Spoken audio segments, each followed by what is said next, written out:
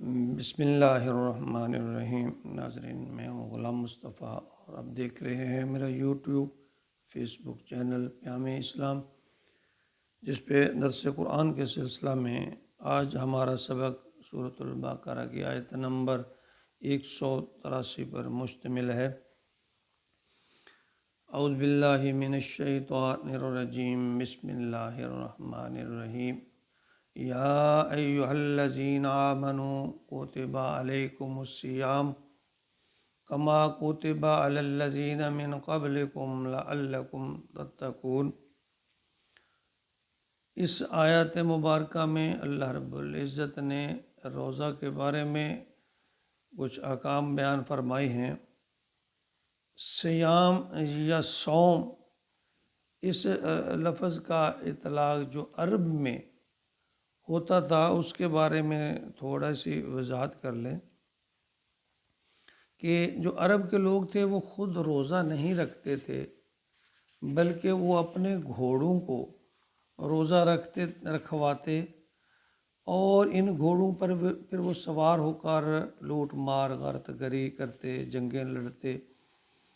چونکہ انہیں ان گھوڑوں کی ضرورت ہوتی تھی تو اس کی تربیت کے لیے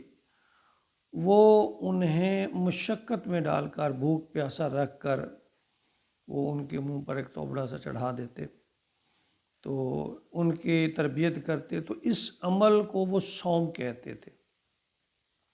اور جس سے گھوڑے پر یہ عمل کیا جاتا اسے وہ صائم کہتے تھے۔ لیکن رسول اللہ صلی اللہ علیہ وآلہ وسلم جب مدینہ میں تشریف لائے تو یہود جو ہے وہ یوم عاشوراء کا روزہ رکھا کرتے تھے، اس لیے کہ اس روز بنی اسرائیل جو ہے اسے فرعونیوں سے نجات ملی تھی، تو اس نجات کے طور پر وہ روزہ رکھتے۔ تو پھر ابتدا میں نبی اکرم صلی اللہ علیہ وآلہ وسلم نے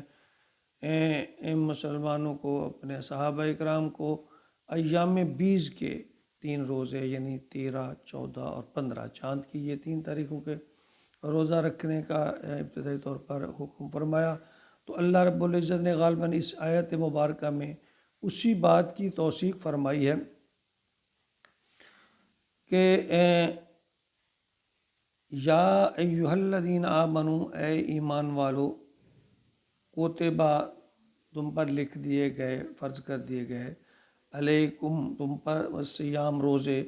کما کوتبہ علی الذین، جس طرح تم سے پہلے لوگوں پر بھی فرض تھے، لعلکم تتقون، تاکہ تم پرہیزگار بن جاؤ۔ تو یہ ایام بیز کے نفلی روزے تھے جنہیں نبی اکرم صلی اللہ علیہ وسلم رکھتے، پھر صحابہ اکرام نے ان کو اپنا لیا۔ ہر مہینے کی 13، 14 اور 15 تاریخ کو یہ 3 روزے رکھے جاتے تھے۔ تو اس میں یہ پھر ابتدائی طور پہ اللہ رب العزت نے یہ روزوں کی تربیت کے سلسلہ میں یہ حکم نازل فرمایا کہ اگر تمہارے اوپر یہ بوجھ نہیں ہونا چاہیے، گراں نہیں ہونا چاہیے، کیونکہ تم سے پہلے جو امتیں تھیں وہ بھی روزہ رکھا کرتے تھے، تو اس لیے تمہیں بھی چاہیے کہ تم روزہ رکھو اور روزہ سے تقوی جو ہے وہ حاصل کرو۔ تو یہ تربیت کے طور پر شروع میں اللہ تعالیٰ رب العزت نے، البتہ پھر اس میں کچھ اگلی آیت میں فدیہ کے بارے میں ہے کہ جو لوگ اس کو نہیں رکھ سکتے، روزہ نہیں رکھ سکتے، تو ان کے بارے میں ہے کہ وہ اس کا فدیہ دے دیں، یا رکھ بھی سکتے ہیں تو رکھنا نہیں چاہتے، تو اس حکم کا جو ہے اگلی آیت میں بیان آئے گا۔ تو فی الحال اس آیت میں اللہ رب العزت نے یہ فرمایا کہ تم پر روزے فرض کیے گئے ہیں، اس سے پہلے بھی تمہاری امتوں پر، لوگوں پر یہ روزہ فرض کیے گئے تھے، اس لیے کہ تم متقی بن جاؤ، پرہیزگار بن جاؤ، اللہ کا قرب حاصل کرو۔ اللہ رب العزت ہمیں اپنی رضا کی خاطر روزے رکھنے کی توفیق عطا فرمائے، آمین یا رب العالمین۔